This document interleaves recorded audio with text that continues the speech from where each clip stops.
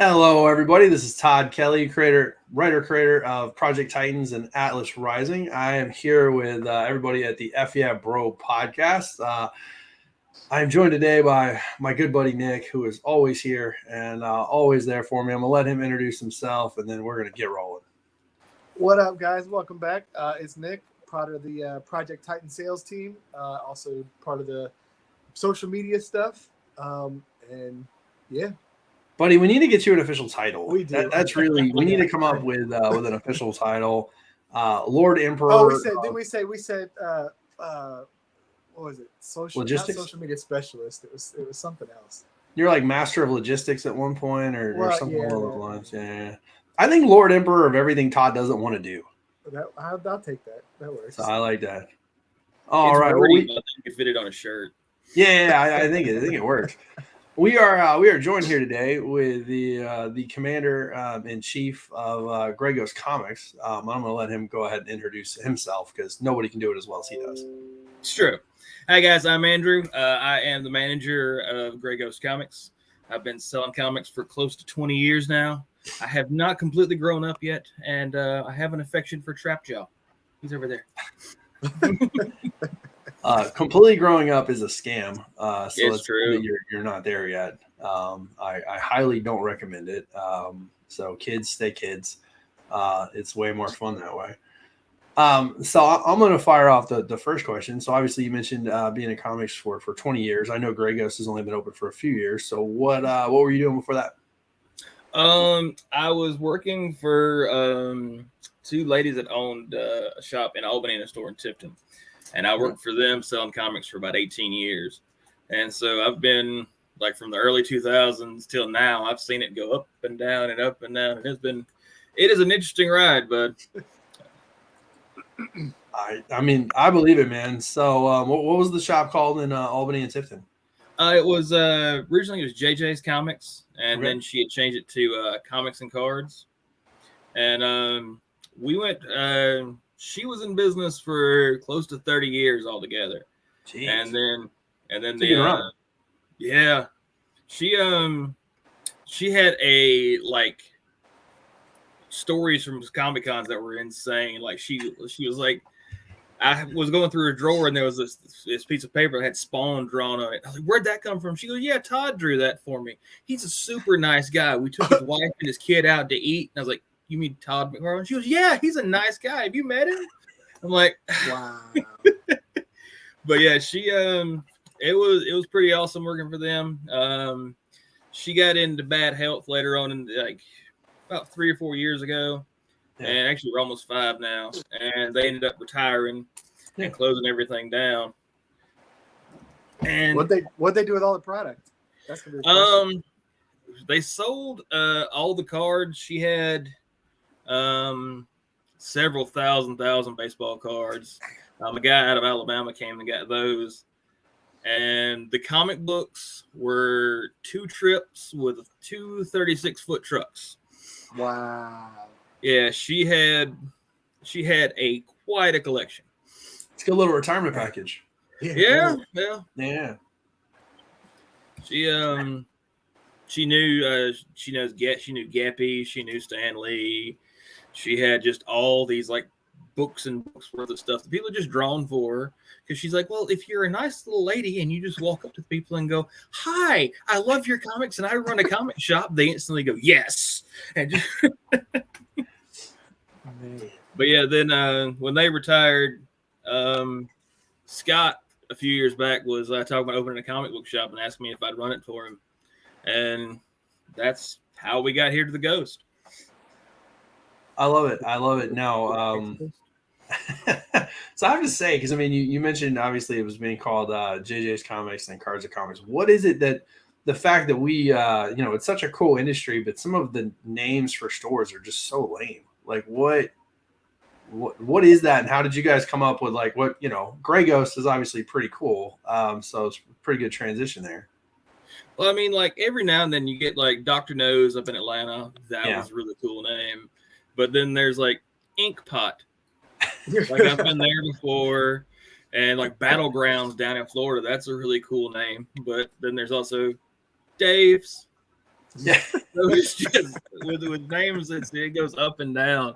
But we got it from one of Scott's favorite episodes of Batman the Animated Series was Beware the Gray Ghost, because it always summed up Batman completely. That Gray Ghost was voiced by Adam West, and Batman's hero growing up was the Gray Ghost. So Batman's hero was Batman. Batman. And so that just completely summed up Batman for Scott. And he goes, it has to be Gray Ghost. So he designed his own logo and put his own spin on it because he has his graphic design business and hit the ground running. So what? Obviously, every kid growing up who reads comics that wants to own a comic book store.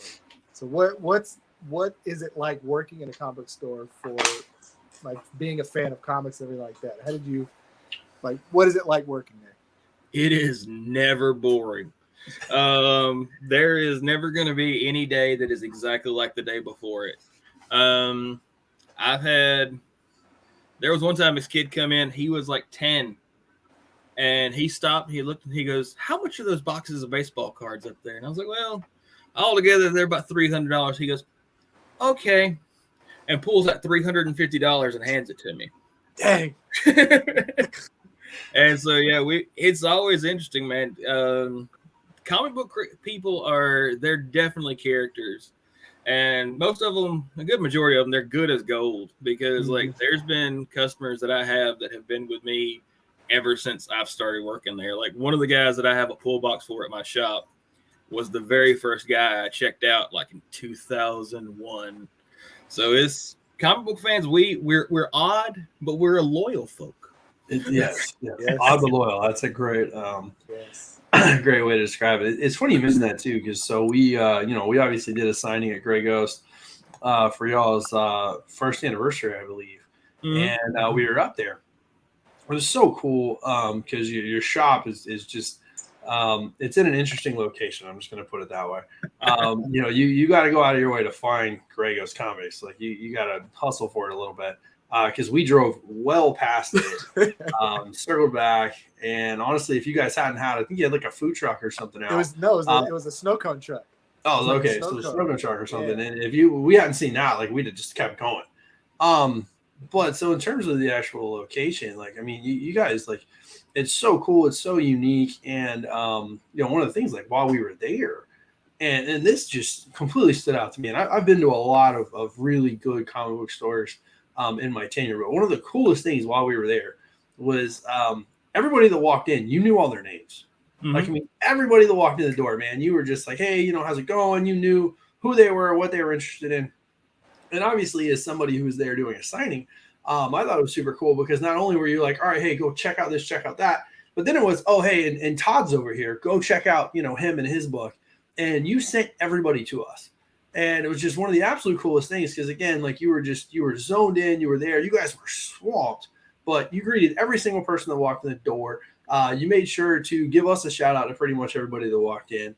At the time, it was the best signing we had ever done. Yeah. I think we sold out of almost everything we brought. I think the only thing we had, like, maybe a couple sets left, and those are the sets we always gift to the store. But it absolutely just blew me away, just the way your customer service and salesmanship and just the way you treated, like, your people. Like, you could just tell that you cared about your customers. That was absolutely one of the coolest things. So I don't actually really have a question on this. I just wanted to say, like, that's freaking awesome. Like, you did so well and amazing, and it absolutely blew me away. And then a little bit later, whenever Tifton became part of my market in the real world, I was so stoked that I actually got to come see you guys like every other month and, like, actually just check in and, like, see the store. Now seeing the store's growth, it's really cool. So, let's talk about that a little bit, if you don't mind, because every time I go in there, you guys are doing something. You're always tweaking something and something's going on. Like, you talk about, like, never being bored. Bro, I've never gone in there and seen you just chill. Like, I mean, you were always hustling. It has been it's been crazy how it's started because Scott owns the trophy shop. It's the trophy shop at Tift area, and it's at the front of our building. And the guy that owns the whole building, he let us have the room we're in section by section, because to begin with, we were very worried about how it was going to go. Yeah. And so he's let us take over the whole room. And that's kind of the thing that I've always wanted, is that every time you walk in, you see something new, and nothing, like, it doesn't look like it's changed, but it is different. So that way nothing's really out of place or on the floor or anything like that. But it just you have the store rotating around. So you're always noticing something new. Because like his newest thing is he put back in the record wall. So now since the last time you came in, there's like a whole wall of records up there.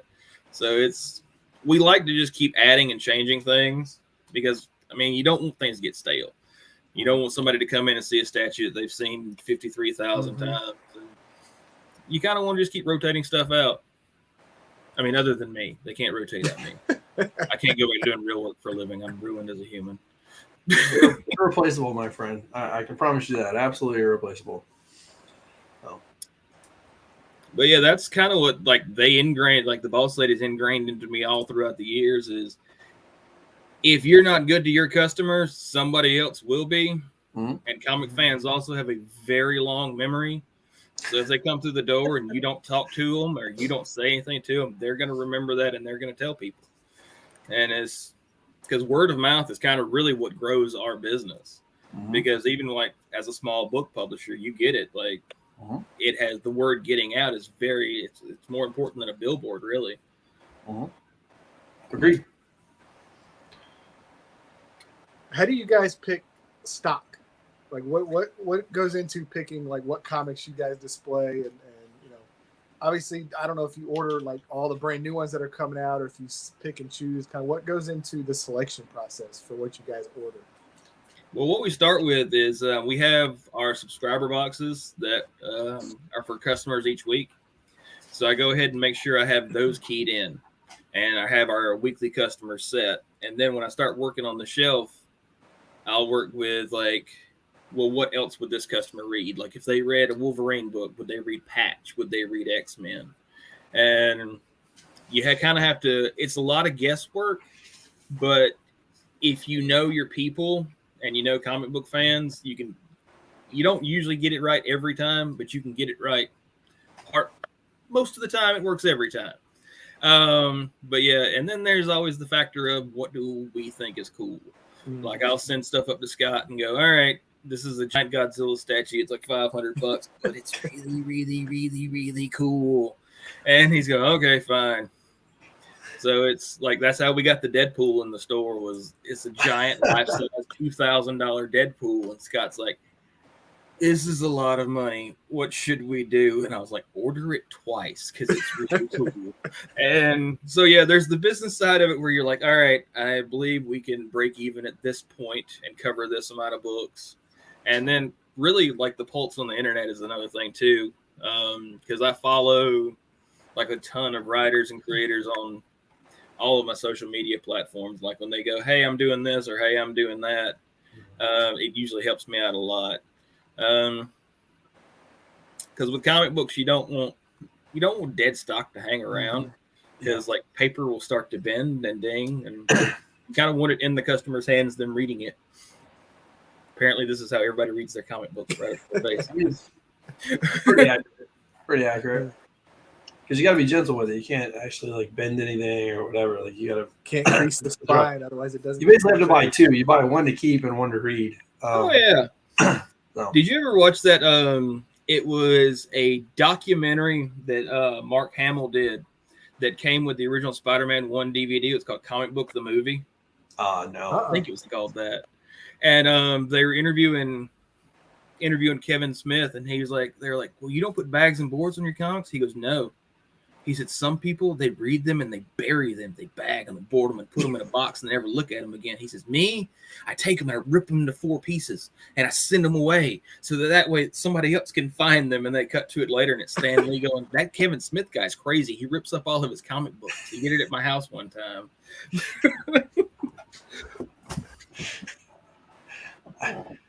It's funny though, because I've got that friend who, I mean, just like bags and boards them all, and then keeps everything pristine and safe, and borderline like house looks a little bit like a comic book store.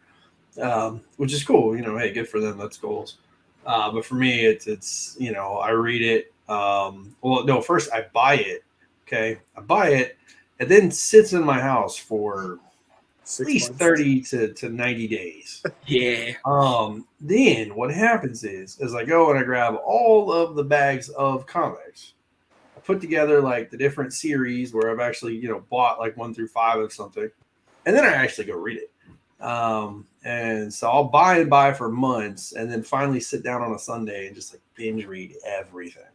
Yeah. So actually, my last 2 trips to your store are still sitting in my car. I know the feel. Like my to read pile is insane. And the last new thing I read was I reread volume 3 of the Umbrella Academy that I've read like twice now. And I have this stack of books that I haven't read yet.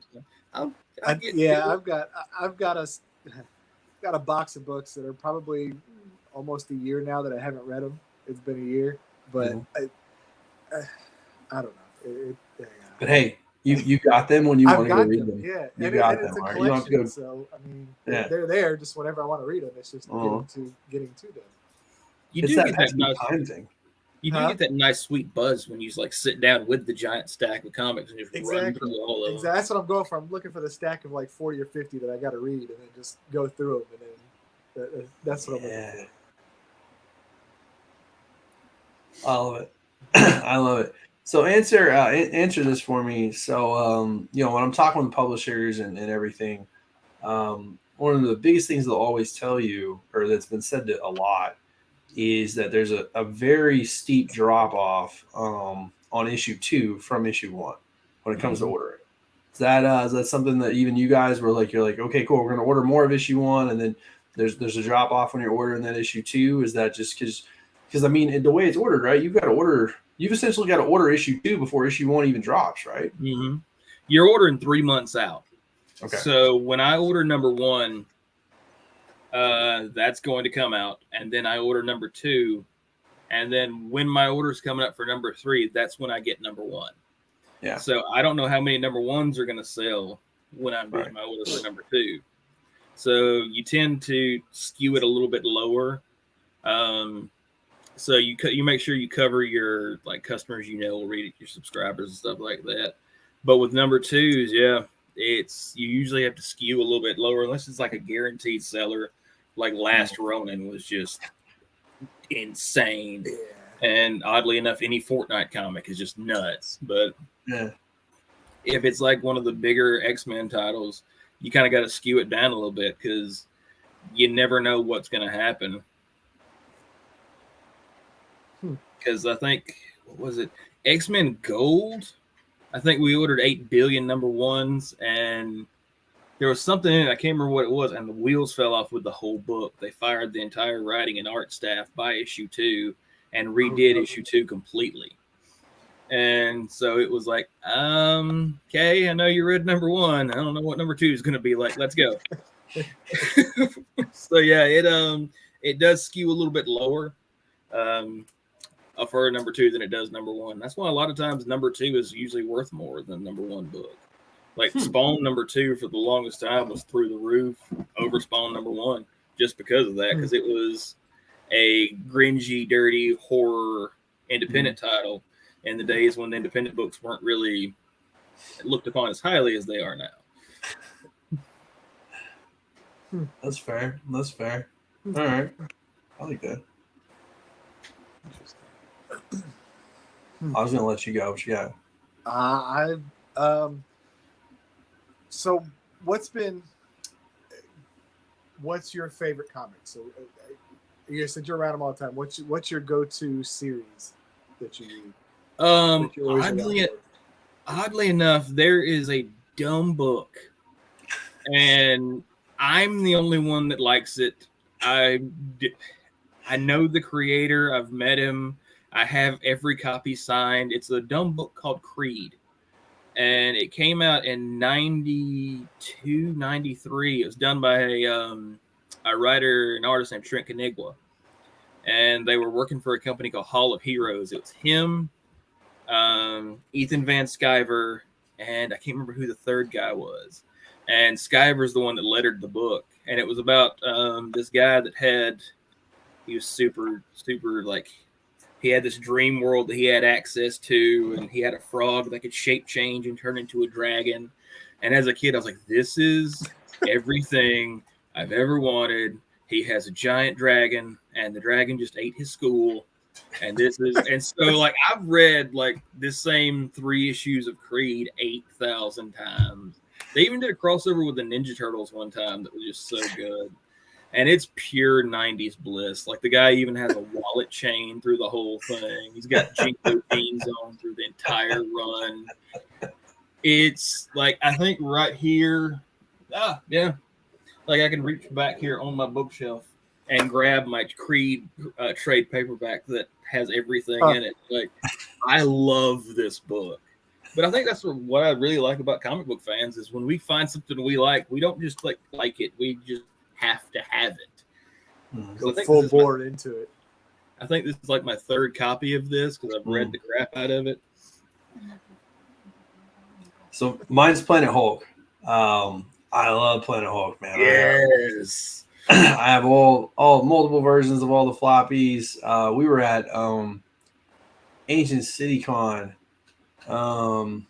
St. Augustine, and it was I want to say it was last year, and they partner with Coliseum of Comics when they do it, and the Coliseum does like their road show, and they sell everything super cheap, and they had like the actual like the hardbound version of it, and remember like seeing it on Friday, and on like Friday everything's like 40% off, on like Saturday everything's like 50% off, and on Sunday everything's like 60% off. So I was just like, all right, if you're still here on Sunday, like this is going down. Like this is, so sure enough, I find it on Friday. On Saturday, I go make sure it's still there. Sunday morning, I walk in the door, like right as they're opening, I'm like, Nick, watch the table. Let me go buy this real quick before nobody can mess with my stuff. Like I had to save like my extra $3 on this hardbound book, and here's the best part.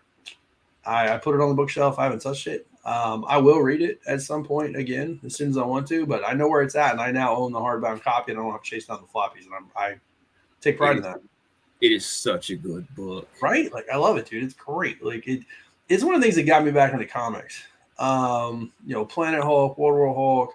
I know everybody hates on them, but I loved like the Ultimates. I love the Ultimates. I love the Ultimate X-Men. I love the Ultimate Spider-Man, Ultimate Fantastic Four. Like I got into all that stuff. Mm-hmm. I have Ultimatum. I got a piece of like Ultimatum. One of the scenes I got it tattooed on my leg. I absolutely loved it. So I mean, it was just one of those things. Like I don't know. You have those books, man. Like where you enjoy them. Like you throw me like just a graphic novel of Ultimate X-Men. It doesn't even matter what it is. I'm just gonna sit down and read it. Like I just can't like not. The Ultimate Universe was fun, man. It was a lot of superheroes being superheroes. Right. Like Wolverine's super edgy all the time, and he kills 50 people in every issue. Yeah, it's super fun. The death. Did you ever read Death of Peter Parker over in Ultimate Spider-Man? Yeah. Mm-hmm. When Spider-Man takes a 50 caliber bullet to the side, he webs the hole up Rambo style, and then goes and kills the Vulture on the very last page of that book. Mm-hmm. I literally made every single person that walked into the store the day that book came out buy one, because I was like, this is what comic book is. Right. This comic book is so good. I just love the Ultimate Universe. I was so bummed when they ended it, and it's definitely one of those things where like again, it's mine. I enjoy it. It gets a lot of hate from a lot of people, and I'm just like, yeah, okay, cool. You don't appreciate awesomeness. It is what it is. That book you're referencing, it's funny because I felt very similar, and I remember I gave it to a good friend of mine to read because he just was like too cheap, and he's like, no, I'm not gonna buy it. I'm like, dude, you have to read my copy. Like you're gonna love this, and he loved it so much he kept it.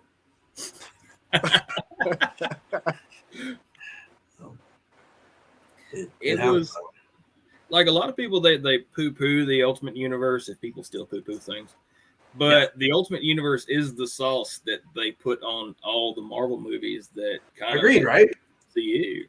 Yeah, that's why we didn't have like Tony Stark in the Vietnam storyline. He was in the desert, and they changed it just enough to make it a little bit more real and gritty. I like the Ultimate Universe.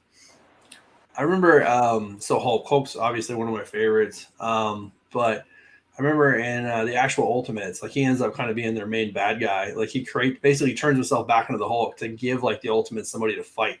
And I remember it was just so funny because like Betty Ross is on a date with Freddie Prinze Jr. Because it was made in like the early 2000s. And so the Hulk really like climbing a wall to like go after Freddie Prinze Jr. And like that's in the comic books, like that's just there.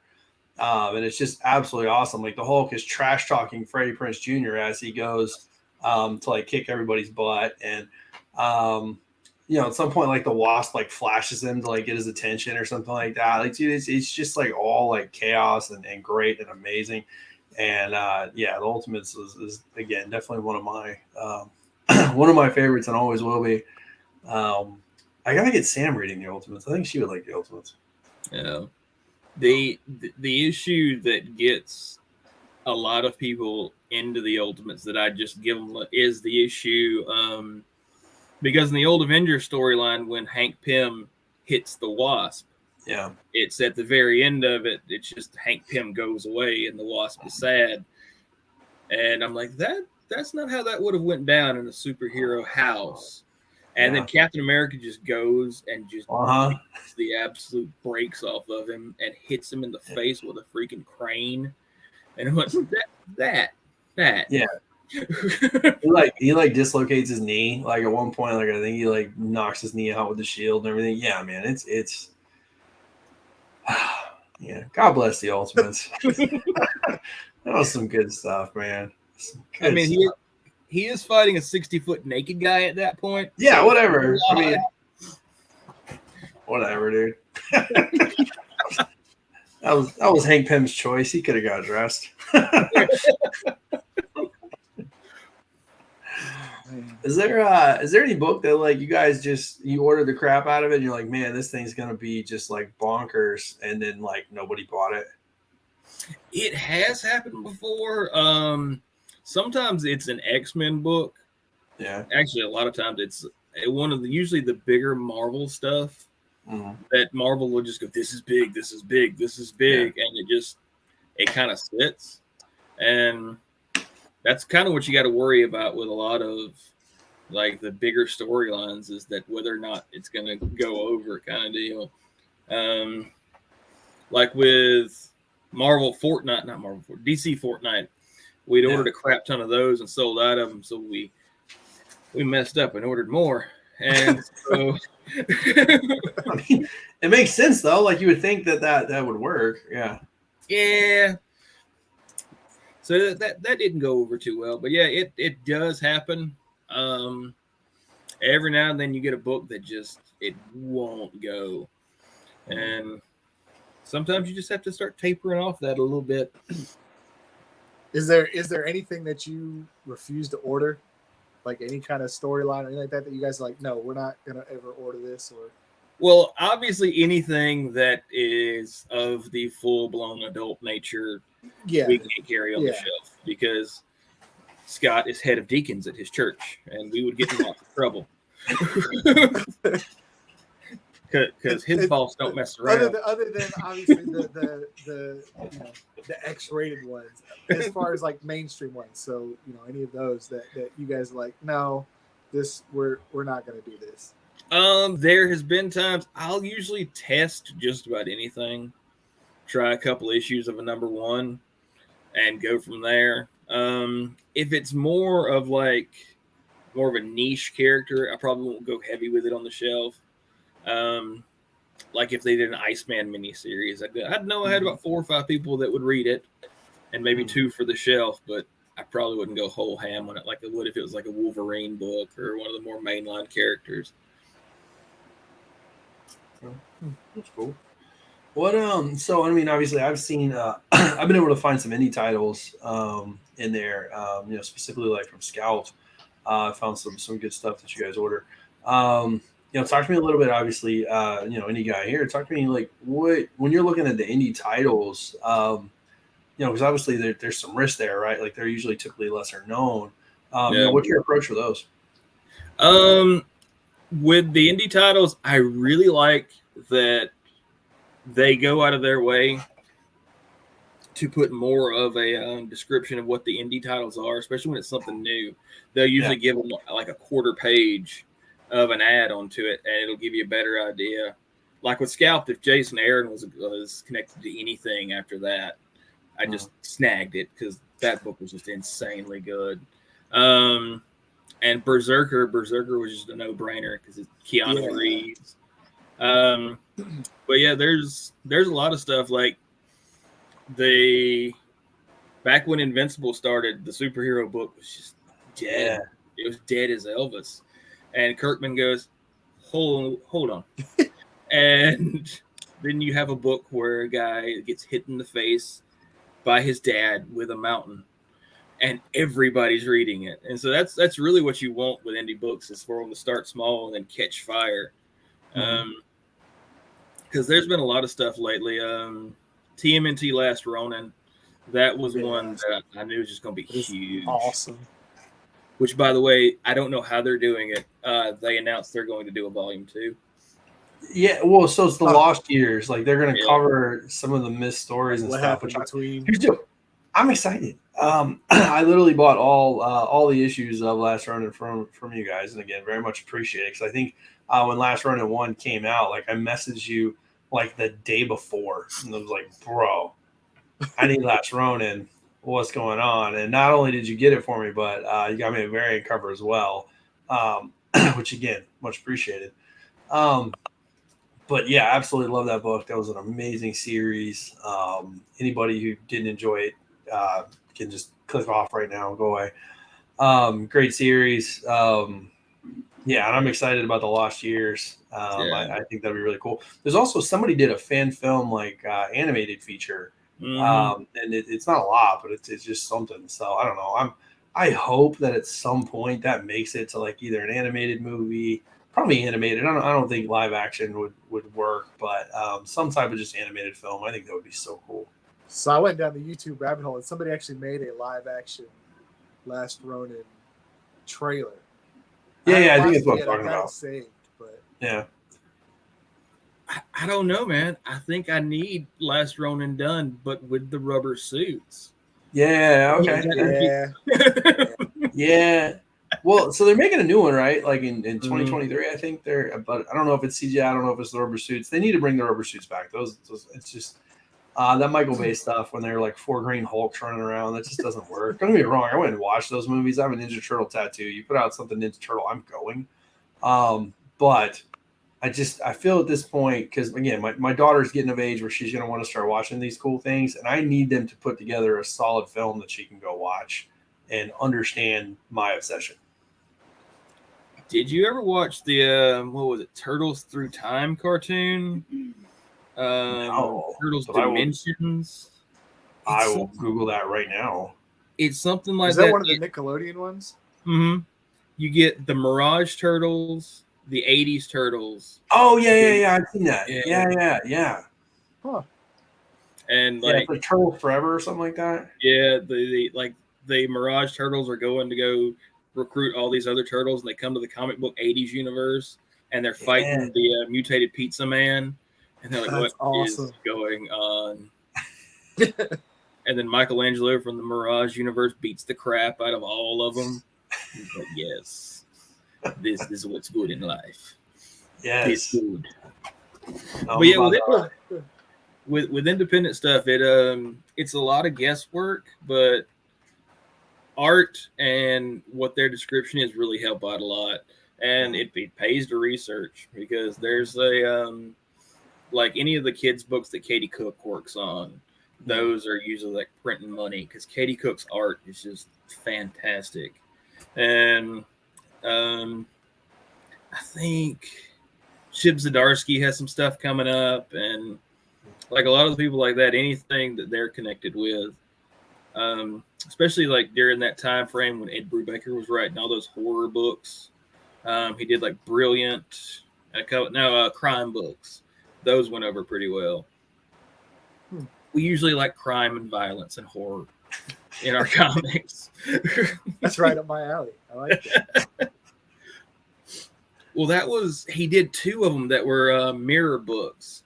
It was one of them was about a superhero that he was like Superman. He could hear everything, and everything was like going on in his brain. And he finally just boop, and just becomes a bad guy, and his bad guy becomes a good guy.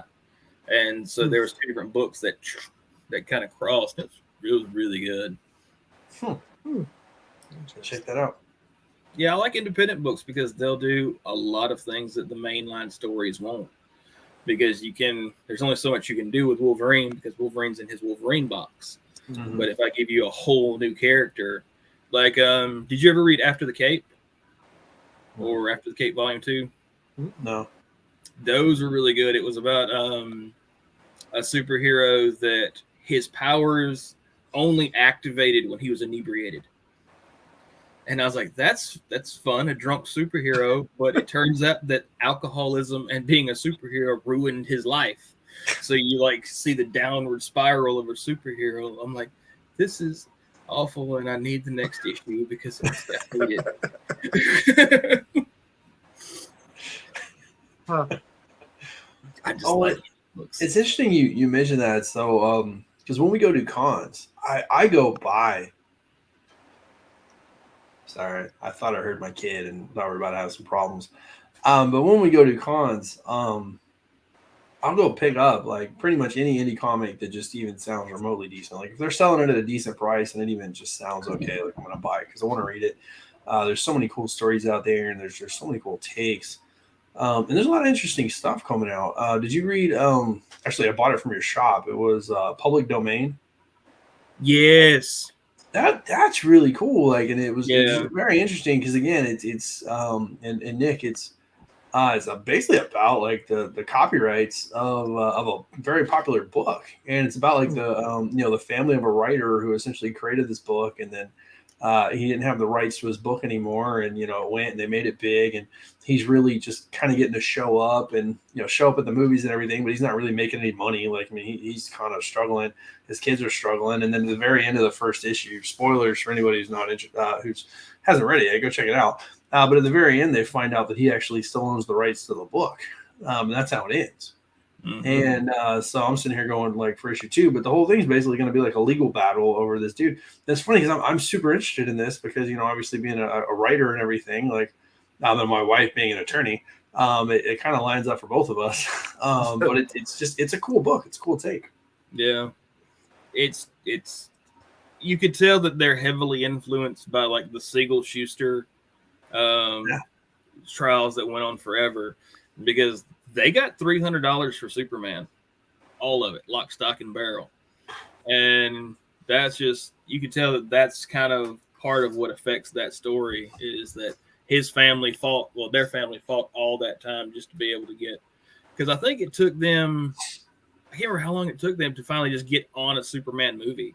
And it was the same thing with Bill Finger, about how long it took them to get Bill Finger's name on the Batman movies.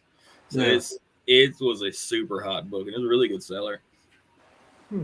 Well, and it's interesting you bring that up. So I was reading an article the other day about the creators who credited Yelena, Black Widow's sister, in the comics, and apparently like they were talking about their deal. And how like all the crafty wording in the contracts, and basically they made like $1,500 for her to appear, in the movies. That was it. Like, and I'm pretty sure after taxes, it was even less than that. So it's just kind of crazy. Like, they're creating these awesome characters, and basically once they're created, the only way they can actually go make money off them is if they go work shows and then sell their signatures and do this. But like once the character's made, like they're not making money off it anymore. Somebody else is. Yeah, that's what ended up creating Image. Yeah. Was Liefeld and Valentino, and they just sat down and talked it out. And they're like, we made these characters. At the time, Liefeld had created Deadpool and Cable, and Jim Lee was like doing all the art for X-Men, and everything was going gangbusters at Marvel. But they're like, we want money. Yeah. I mean, it turns out that's why we do this. It turns out money helps. Those 7 guys, I've sat down, and I know people bag on Liefeld a lot because he can't draw feet at all.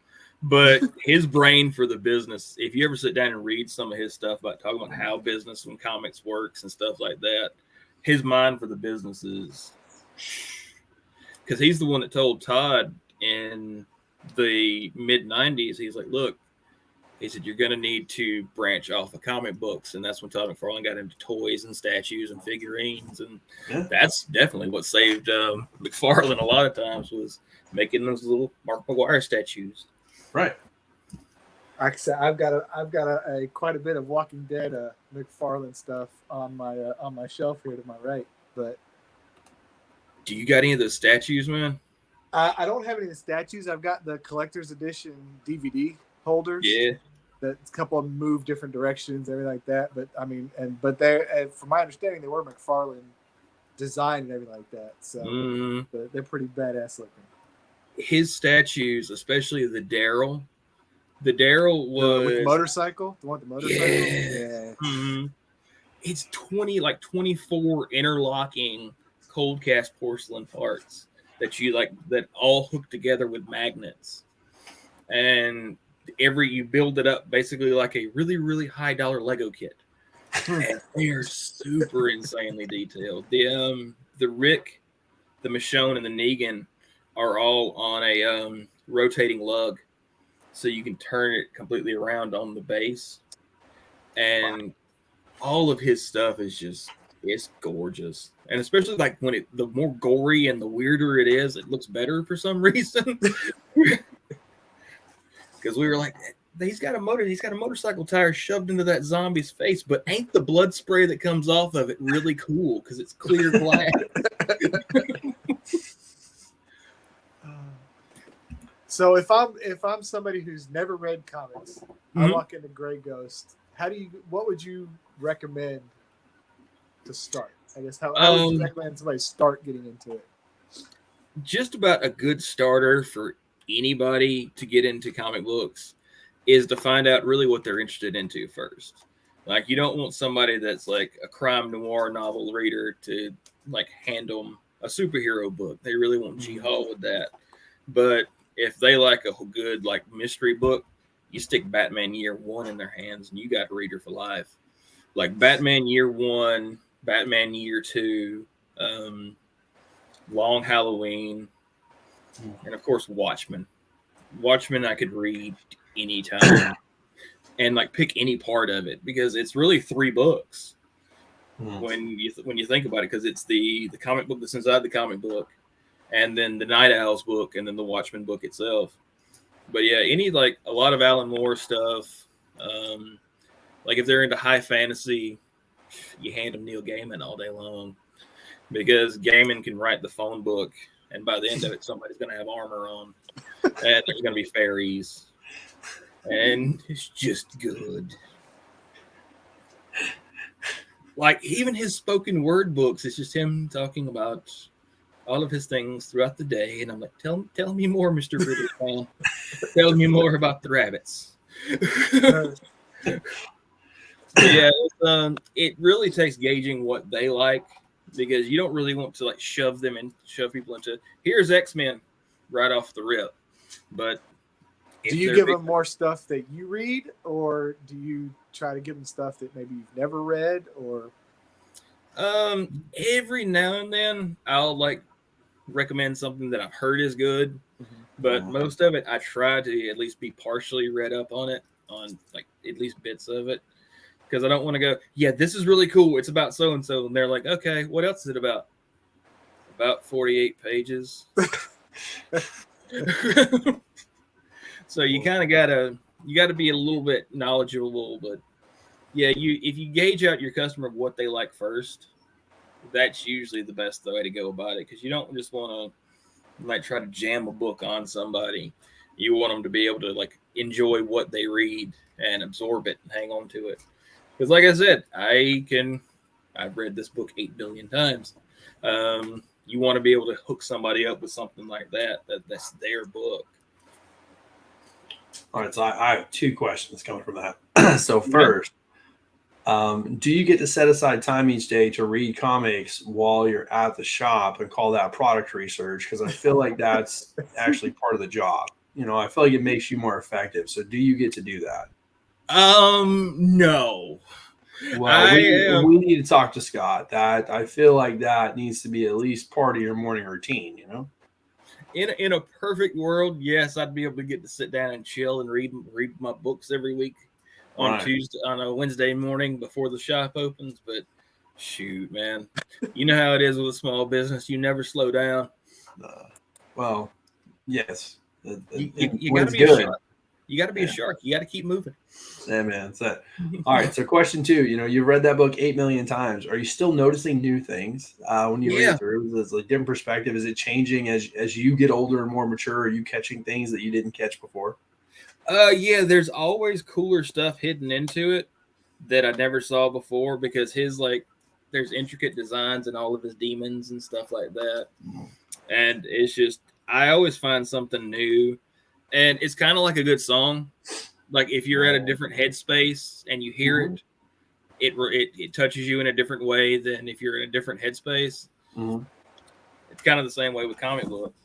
So I don't have a comic off the top of my head that I've done that with recently. But so my daughter, who's 3 and some change, she's a little over 3 years old. She really likes the TV show Bluey. Which is a little 8-minute short, on Disney Plus. They've got like a bunch of episodes, but they're 8 minutes long. You burn through them, right? So the first time I watched through this, like, I'm like, okay, well, this is pretty funny. Like, it's clearly made for the parents and the children, right? Like, it's supposed to entertain everybody.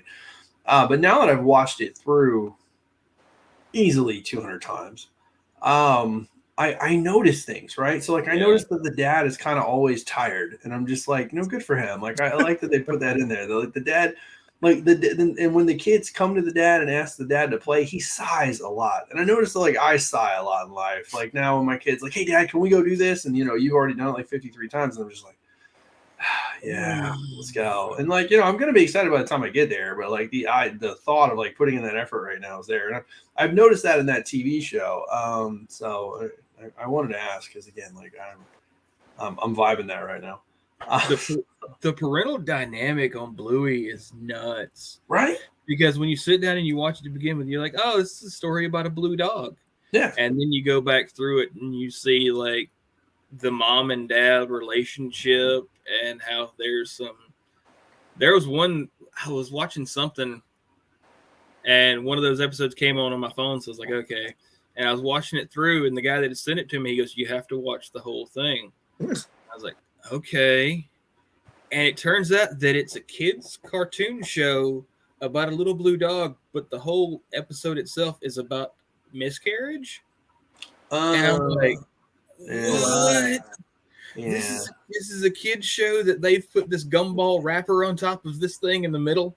Yeah. And you can tell that like not now, but like 10 years from now, they're going to go back and watch this and go, oh, this was about that the whole time. And I'm like, you have built yourself an audience, sir, that will stretch out for decades. I mean, they got me. Yeah, I'm good. Like anytime, and it's so funny because my kid, we'll go somewhere or we'll be in Target or something like that. I'm like, no toys, no toys, no toys. And she's like, Bluey? And I'm like, yeah, I get it. So I mean, like, yeah, it's cool. They got me for as long as she's interested in it, we're good. So it's the story. But it's interesting too, because like even if they put that into a comic book, like if they turned Bluey into a comic book, like I'd buy it. Like I'd buy it for my kid, like in a heartbeat. Like even though they've already got all the stuff, but if they turn it into a comic book, I'd buy it. It'd probably be awesome. So. You should pitch it. Call them. Got my own thing I'm working on. It's all good. Send me a few books. Just let me give them to the kid. Maybe 6 figures. Yeah, and I'll write your book for you. What's up? I got some. Sorry, you got spare time. It's cool. Yeah, all the time in the world, man. All the time in the world. It's all good. I'm not recording this podcast on a Saturday night after my child went to sleep and my wife's out of town. No, after we're done recording this, by the way, I am promptly going to bed because I'm really confident my kid's going to wake up at like 4:30 in the morning. Same. And I have learned that I can't operate off less than 6 hours of sleep. Like it's just where I'm at. Like 6 is like my threshold of like I really like, you talk about not being able to operate like heavy machinery. They're like, take this and don't operate heavy machinery. So I don't get 6 hours of sleep. Like I can't raise a child. Like, just can't do it. So what kind of digging back in with it. Obviously, so I have bought quite a few kind of indie titles from. Is there something like indie wise that you're really vibing right now? Is there anything like I love the indie stuff. Like to me, they're really cool. Is there anything that you're vibing? In the indie world. Issue 1 actually just get dropped of a book called Rogues Gallery, Okay. and I had ordered it and I'd forgot we had ordered it. And it's about this actress that I think she's a horror actress, and she goes on vacation, and these people like lay siege to the house she's in, and it's all the characters that murdered her in the movie she was in, or the bad guys in the movie she was in. And I was like, that's really cool. It's another Image title, and I can't remember who wrote it off the top of my head, but it is a really, really cool idea for a book, and so they got me with that one. Anything horror themed, I'm digging on. Scott Snyder did one. It was We Are Monsters. It's something. It has to do with it's a monster book, and it's kind of like horror heavy metal is what I keep telling people because it's multiple stories inside one book. And of course, Heavy Metal Magazine. Heavy Metal Magazine is just amazing.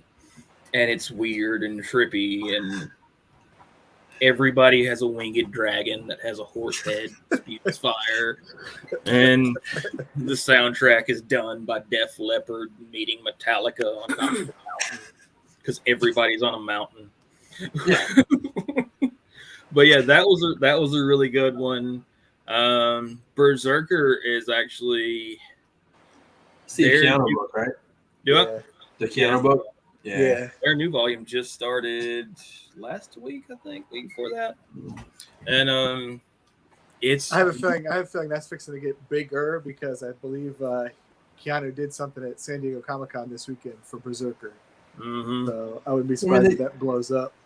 If I remember correctly, they signed it to a movie before they even released the first issue. Like they did a Kickstarter. The Kickstarter did gangbusters. And then they released it in comic book stores. Like they are attacking this from like every level, and good for them. Great marketing, just awesome team. I mean, and the book's awesome.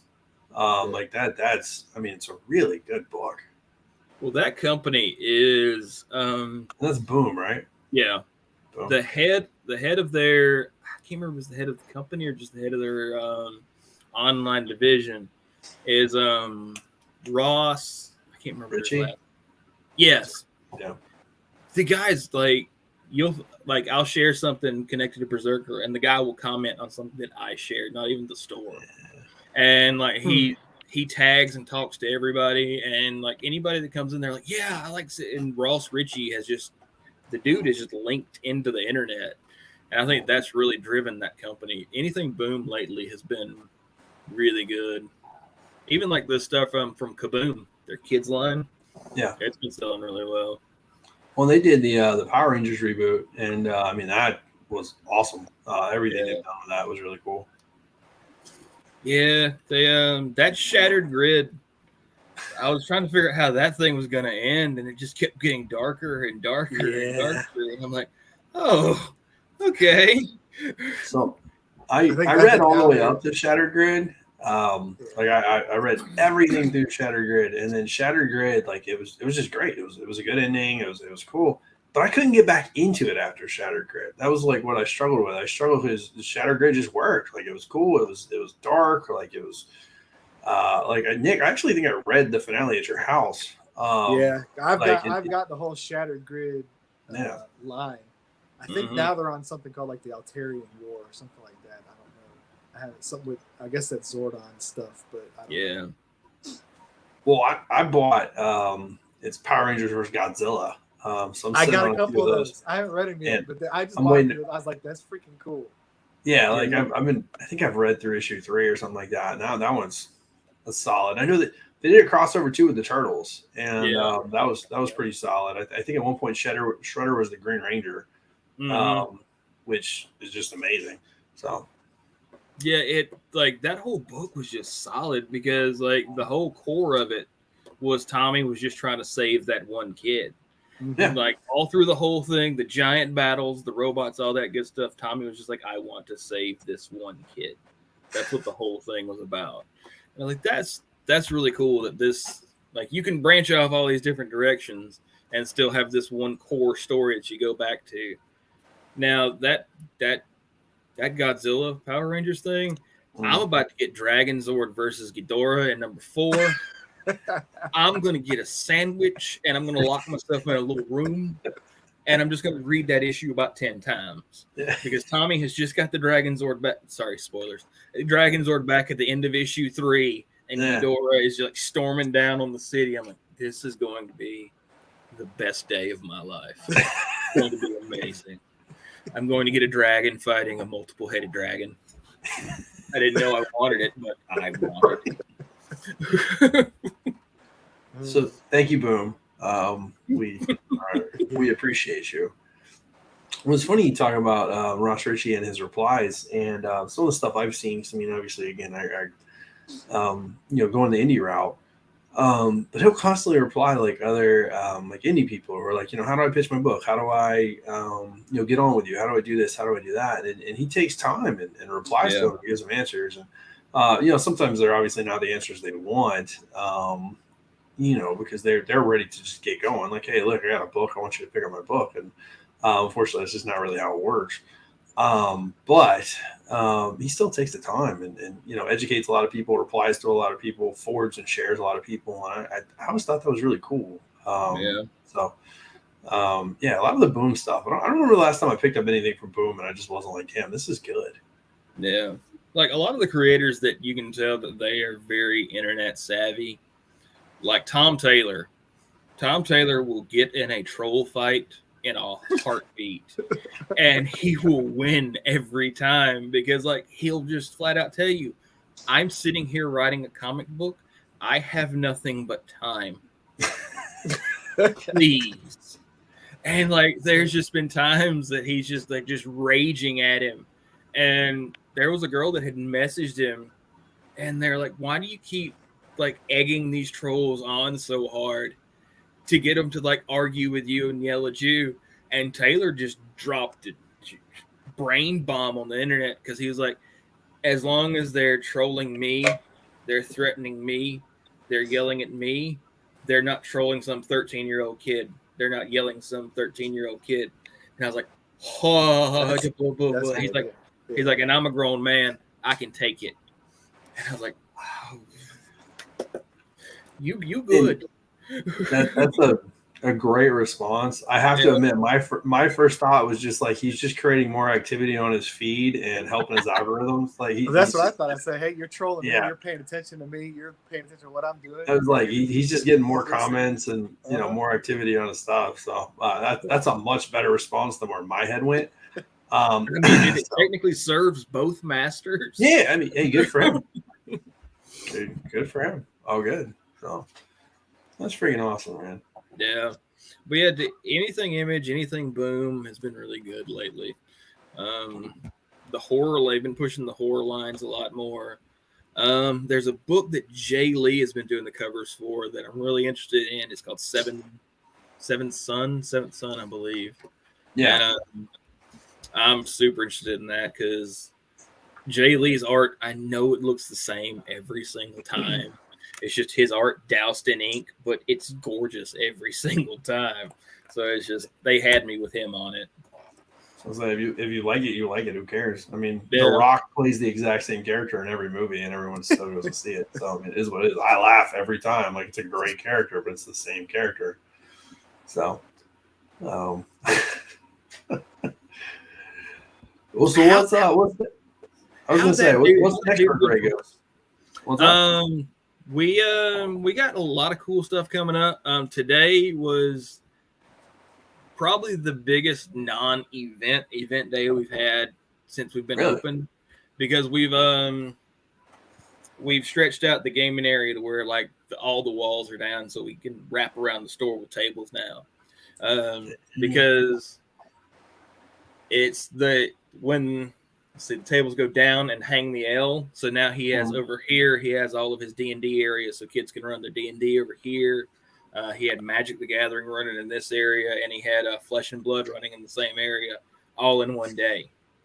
And so that was what he's really been shooting for since the beginning, is being able to have like multiple game areas going on at the same time while the comics thing is doing its thing. And today it just kind of clicked on all cylinders. So he was super happy with that. He got on that company. It's called Flesh and Blood. It's out of New Zealand. It's a card game that started in 2019, and it kind of hit a roadblock in March of 2020. Something happened around that time. I don't know what happened. Yeah.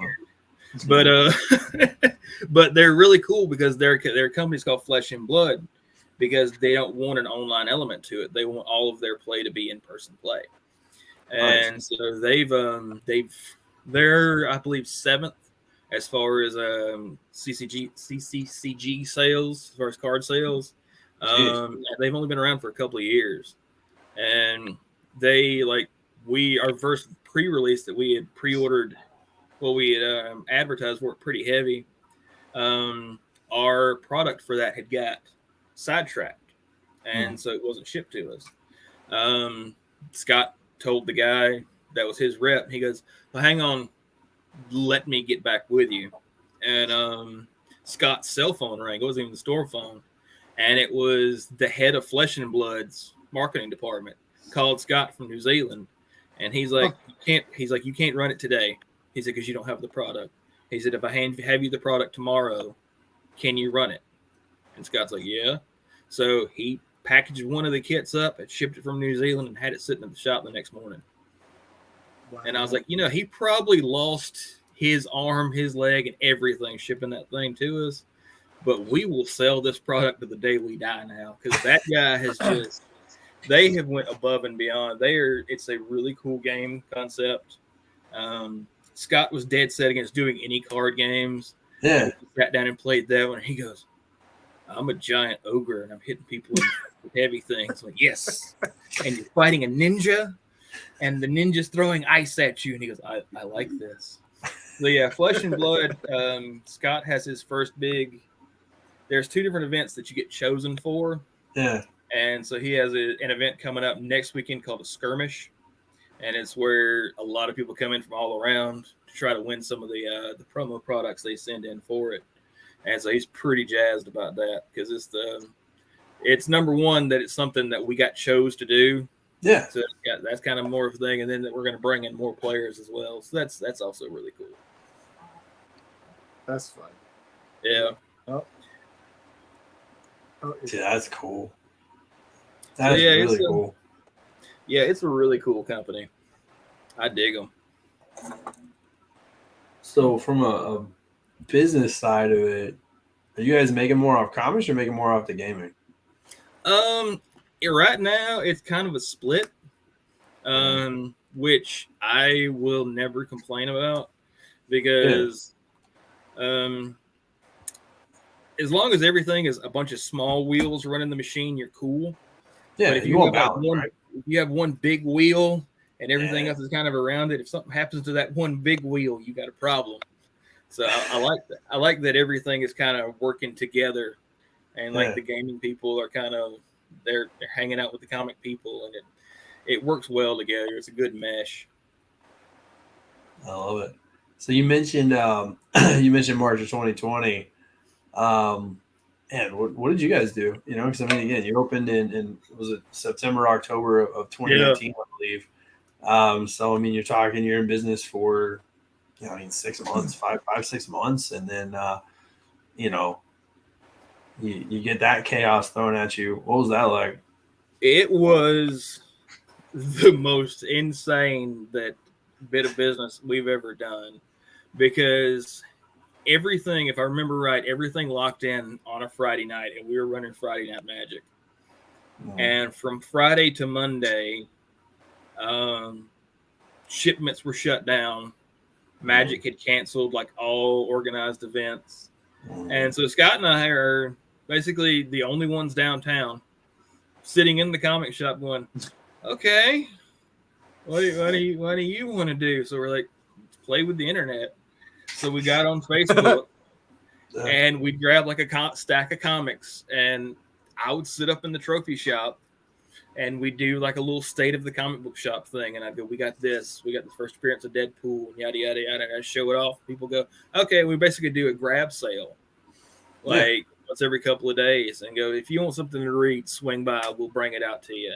And I dashed out to park it because, I mean, at the time we didn't know what was going on. So I had my little mask, my little gloves, and I dash them out to people and run back to the street. Like the city yelled at me because I was providing curbside service at a time when I wasn't supposed to be doing that. So I was like, where is the curb? And they weren't prepared for that question. They were like, what? And I was like, where is the curb? Where do I get in not trouble? And they're like, well, I guess the sidewalk doesn't count. I was like, all right, fine. They'll pull up to the sidewalk. So I dashed all the way up to the sidewalk, drop off my little comic books, and toddle back to my little hole like a little comic goblin. And it was our customers really kept us alive during that time because there was nothing coming in.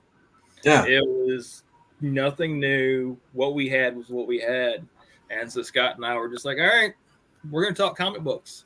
And so we'd post online, we'd get online, and we just make sure, because a lot of people at the time weren't leaving the house at all. So we keep them plugged into what was going on and what we were doing and what we were reading. And it's basically just me leaning on a giant banner printer going, all right, this is Batman. Yeah. Him throws a batarang. And Scott was like, you can't yell at the city people. I was like, I can, because I'm at not the curb. And he's like, okay, fine, do your comic goblin thing. Yes. So jog back out the street. It's like I said, comic book people are loyal, and it was the world was on fire, and they're like, we'll help you out, and that's how we made. Still there every Wednesday morning. Mm-hmm. Yeah, 2019 March to about yesterday. It has been interesting. It's always changing because we just got in-person gameplay back. Maybe a year ago, like something like that. There was a time in 2020 where Wizards was threatening to yank people's direct if they found out that people were gaming in your store, and so they're like, "Well, if you would do so and so," and so Scott went out and built the. I don't know if you were, you were hanging out at that time. We had built the pipe dividers for the tables. So we had little plastic dividers on every single table so people could play and slide their cards back and forth. Because like one of my guys, he goes, This is awful. This is like being in prison. And the guy he's playing against goes, this is nothing like being in prison, believe me.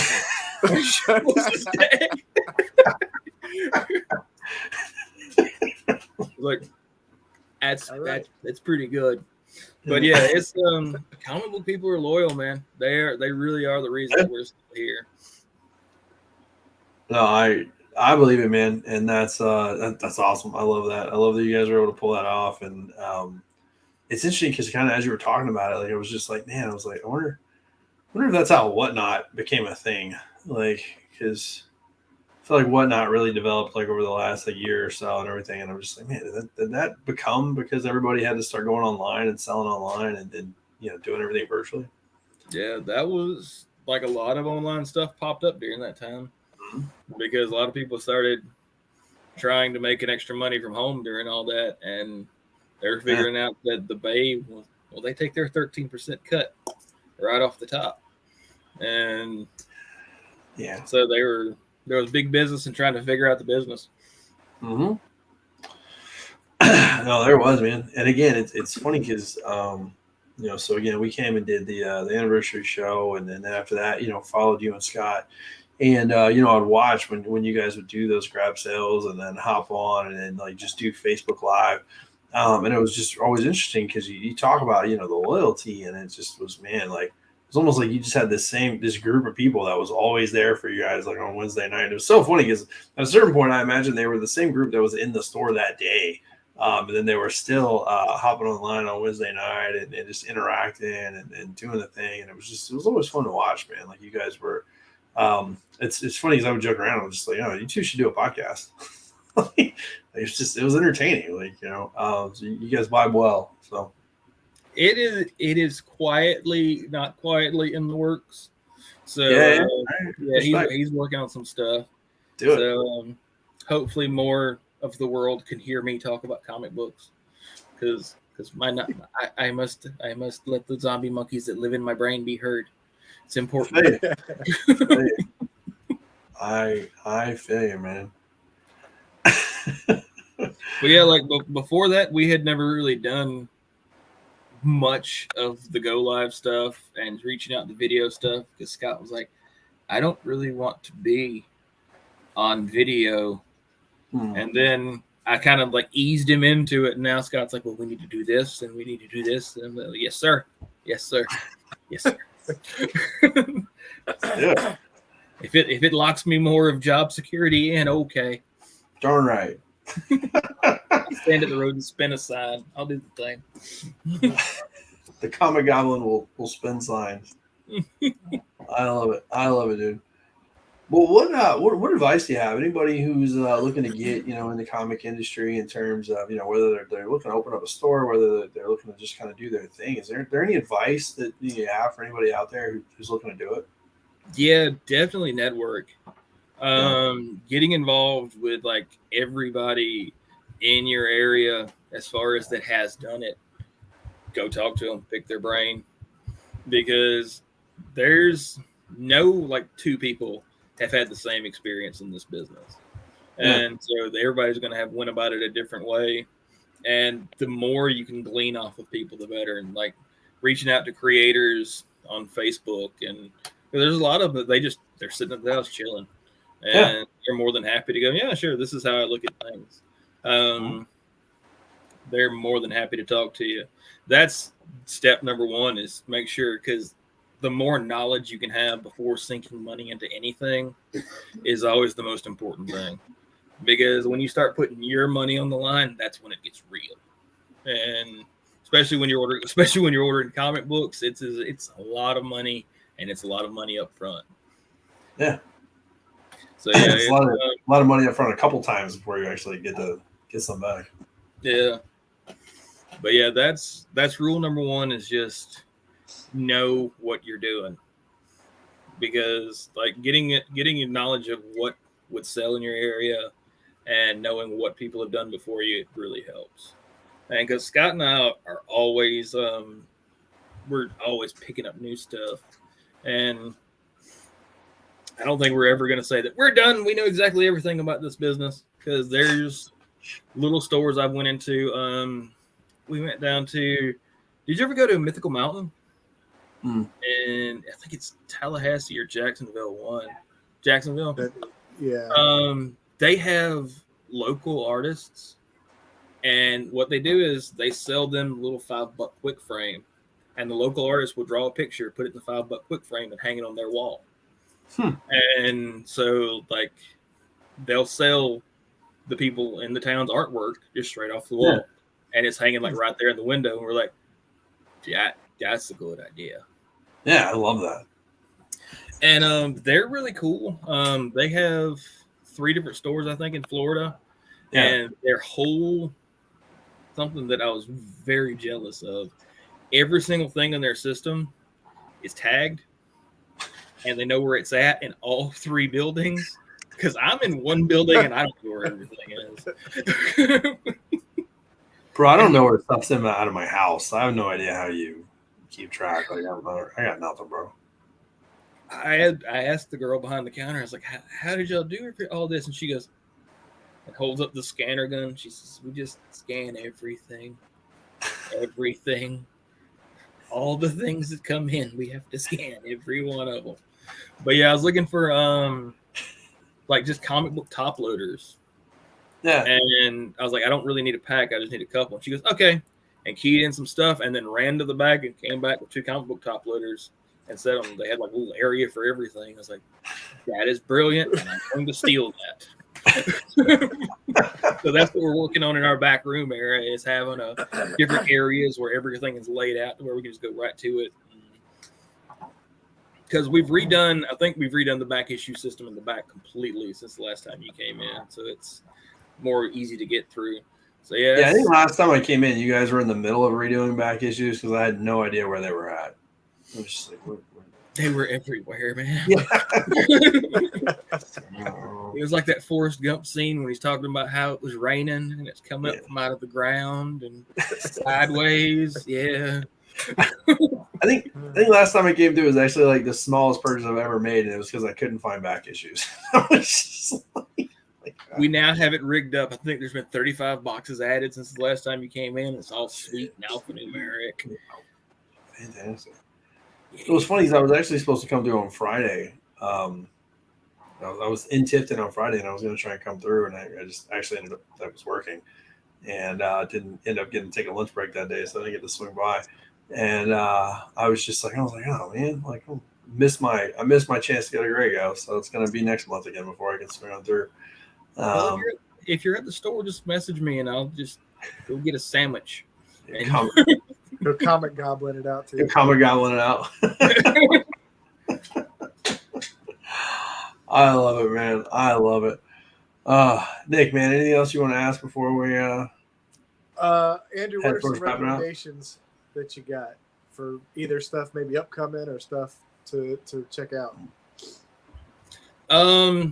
There is a lot of cool stuff that's coming up out of Marvel with I think that Axe storyline is going to be very cool because it's bringing all the Eternals in and all the X-Men and all the Avengers at one time.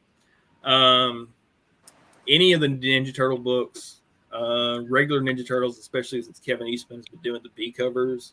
If you go into a store and they have the B cover of any of the regular Ninja Turtle ongoing stuff, grab it because Kevin Eastman does it himself, and they're all beautiful. They just brought in Venus de Milo. Yeah, and they did it. That was so cool the way they did it. That was so cool. They're doing the Armageddon game. Is that what the next series is called? Like the next series with them is supposed to be pretty big. Yeah. Well, aren't they going to tie it into the video game or? I'm not sure. That new video game is going to be insane. Mega Ran did, I think, 2 songs on the soundtrack. And if you've never listened to his stuff, he's the rapper that does a lot of video game rap. Yeah. He did a whole rap album about Final Fantasy VII. And he did another one about Punch Out. But yeah, that's a lot of stuff from Image is really good. Their horror novels have been good. I definitely give like Berserker a read because that is it's fun every single Berserker's money, man. Yeah. And of course, anything like there's a book that Marvel's been doing called Patch that I enjoy. It's the Wolverine story of back when he was Patch. And there's another one upcoming that's going to be about Mr. Fix-It. And of course, Daredevil has just been beautiful. Like I love me some Daredevil series. Like that run where he was in jail and it's just him gladiator style against the whole freaking prison. So good. And they even stabbed him in the side, like at the end of Gladiator. I'm like, this is literally the ending of Gladiator. And I still hate Joaquin Phoenix. I hate it.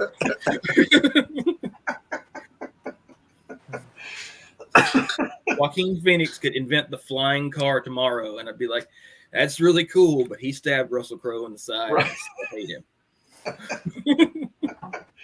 You know what? You're fully justified for that. Like I stand by that decision all day.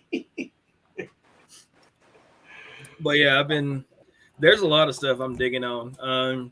Usually about once a week, if you want to check out my the store's Facebook, I'll post up like what 5 or 6 books that I dig on the week or what I'm reading and stuff like that. And it helps give a better idea of what's going on. because I know there's a lot of stuff that comes out every week.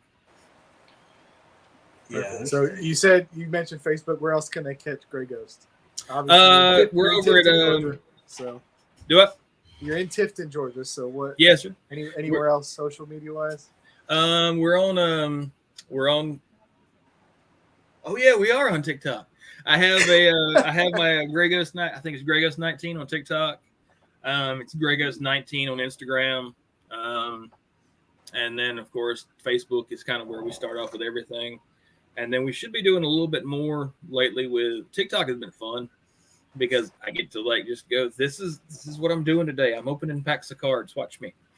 And there's people that are going, I also like opening packs of cards. And so that's been a lot of fun. So yeah, I like stretching out on social media, and because I'm still learning the Insta Spacey Grammy stuff.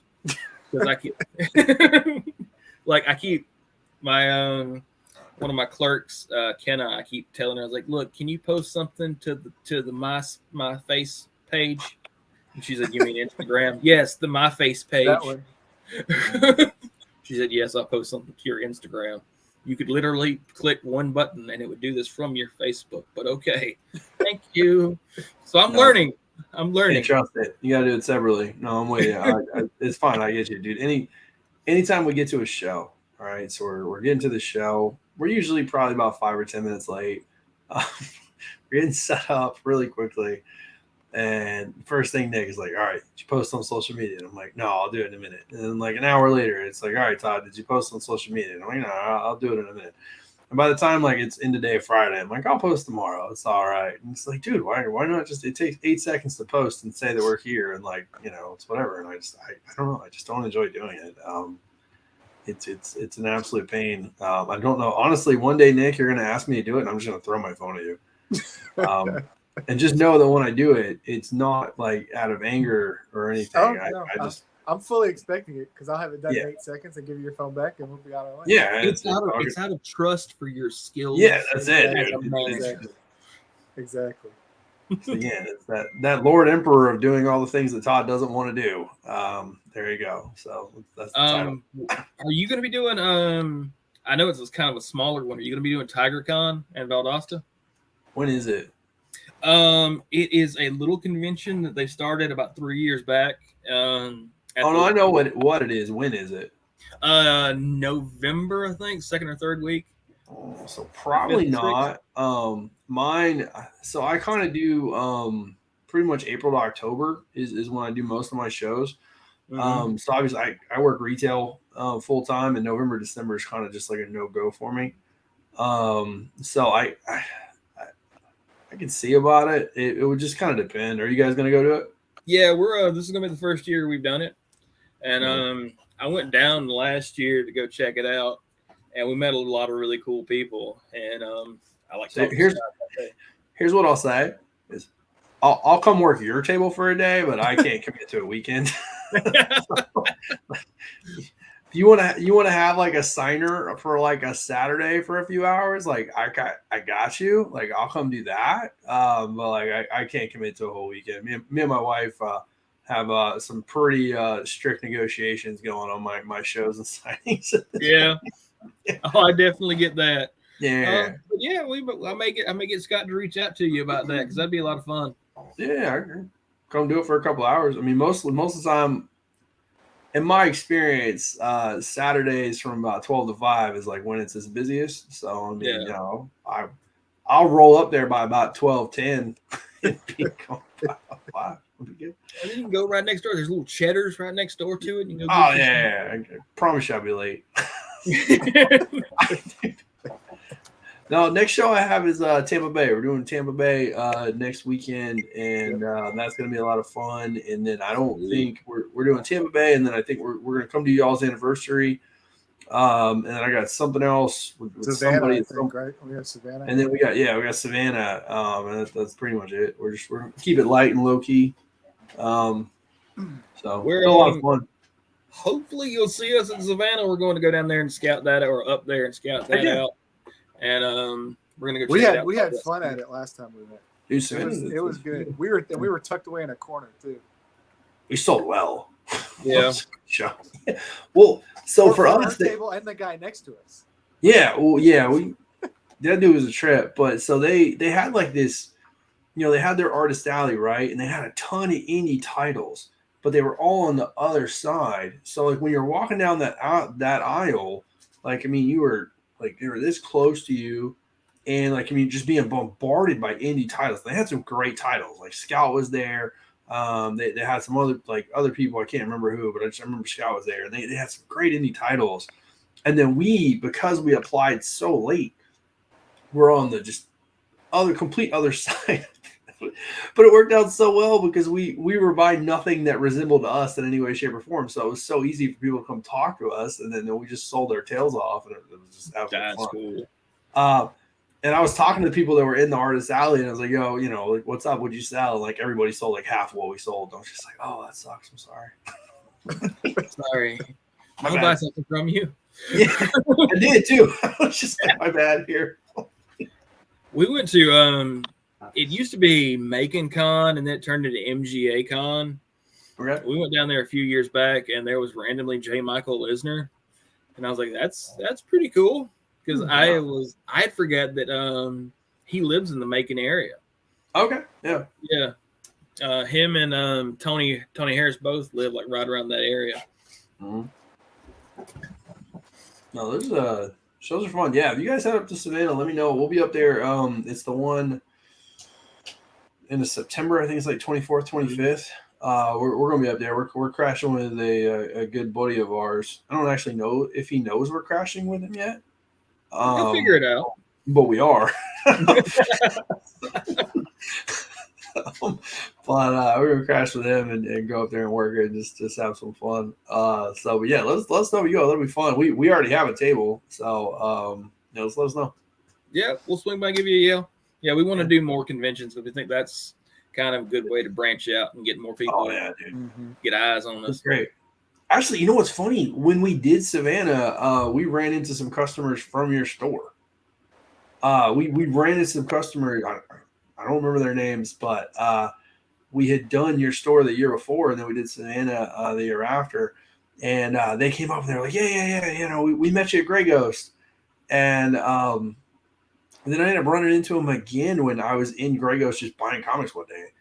And but they were dressed up at Savannah, and I didn't recognize them at all. Like they were dressed in cosplay and everything. And then like, oh yeah, man, read your book, loved it, blah blah blah. And I was just like, oh, holy crap, that's awesome. Like that's cool.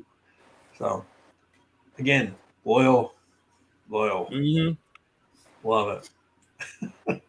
I try to do what I can to keep people reminded, because everybody dug that Atlas book, man. And Titans is just, they love that stuff. Like, it's just a really cool book. Thank you. It's been a lot of fun. So we're reworking Atlas, which is just, it's great. I love it. This is my bluey dad sigh. Yeah. So we're working. The thing is, we're working with an editor from the ground up, and I'm going to keep it all hush hush. It's whatever. Editor, I love you. You're amazing. I appreciate it. But typically when I'm doing indie books, like I mean, a lot of times it's like I write the crap out of it, I edit the crap out of it, I write the crap out of it again. I send it to an editor. They make a couple suggestions. I decide whether or not I want to take those suggestions, and I send it off to print. Like I mean, that's my process. It is what it is, right? Well, we're working with a publisher pretty much from the ground up, and their editor is very heavily involved. And man, I'm telling you, man, I put together the best script that I've ever done, top to bottom. I mean, and he red marked the crap out of it multiple times, but I fixed every red mark I made. I worked in every suggestion. Like it was the most creative. Like I mean, this was like yeah, man, best thing I've ever put together. Sent it to the editor. Again, love him, absolutely amazing guy. Sends it back like 2 or 3 days later, and it's like you're 90% there, and I'm just. It's a good 90% though, right? So that's what Randy said. Randy's just like, dude, 90% awesome. That's great. And I'm just going over here like, no, bro, like, you don't understand. like I just, that was like, it was the most deflating thing, and it didn't have to be. Like, it shouldn't have been. Like, I should have just. But I had put in so much effort into it, and I was so ready to just be like, nah, all right, we're done. Let's move on. Let's get working with an artist. And it was interesting because they made some suggestions on some tweaks. And on paper, they're small tweaks, but like when you actually go in and make the changes, like they're not small changes. Like they all kind of have like these effects, and you got to change this and you got to change that, and then so by the time you're done, man, like it's just like you went down this whole wormhole. And for me, like I made these changes again. It's funny because I finally I made the changes, and I sat on them for like a week because I was just like I can't send this back right now and have him come back and like suggest more changes. Like, so in my headspace to his house. Yeah, my headspace right now is that it's done, and I can send it to him at any point, and I'm okay. But I can't actually send it right now and get edits back. And so it took me like a week before I finally like just went into my drafts and hit send. Because I just, that was my headspace. So yeah, Atlas is man, dude. What we're working on is going to be so cool. And again, we're involved with a publisher from the ground up, and very cool. Randy's touring again. Like, he's overseas right now, and I mean, dude, when we like break this thing off the second time, it's going to be nuts. Yeah, dude, I'm super happy for you guys because all this stuff is, you can tell it's just been building up for you guys, and it's going to be really cool. Thank you. I'm excited. It's been a lot of fun. And again, my bluey dad's eye. It's been a lot of work. Yeah. It's a lot of work, and that's that's the funny part, because even like Randy was just like, dude, you've been doing a lot of work on this. I'm like, yeah, yes I have. It's fun though. Enjoy it. Yeah. Tell my face, but yes, I do enjoy it. But it is fun, man. Again, I'm stoked for you guys. The store has been doing absolutely amazing. Again, I'm excited to come out for the anniversary again. That's gonna be a lot of fun. We have a new cover. We got our graphic. We got a bunch. We're bringing a bunch of cool stuff for you. We might have something cool that we're gonna debut for you guys. It'll come down to whether or not the artist gets 2 more pages done. But if they get about 2 more pages done pretty soon, we're gonna have something printed and special for you guys. So it'll be fun. That's awesome. We're super jacked about it because we got that's coming up a couple of months. So yeah, we got the anniversary right before TigerCon. So we got stuff cooking. Yeah, it's gonna be fun, man. It's gonna be fun. Well, hey, look, I appreciate you joining us today, brother. Indeed, thank you for having time. So thank you, everyone. Go check out Gregos Comics. Check out Andrew. They're absolutely amazing. We just got nothing but love and appreciation for those guys. Mm-hmm. Thank you all. All right. Like and subscribe. Yes, like and subscribe. Something, somewhere.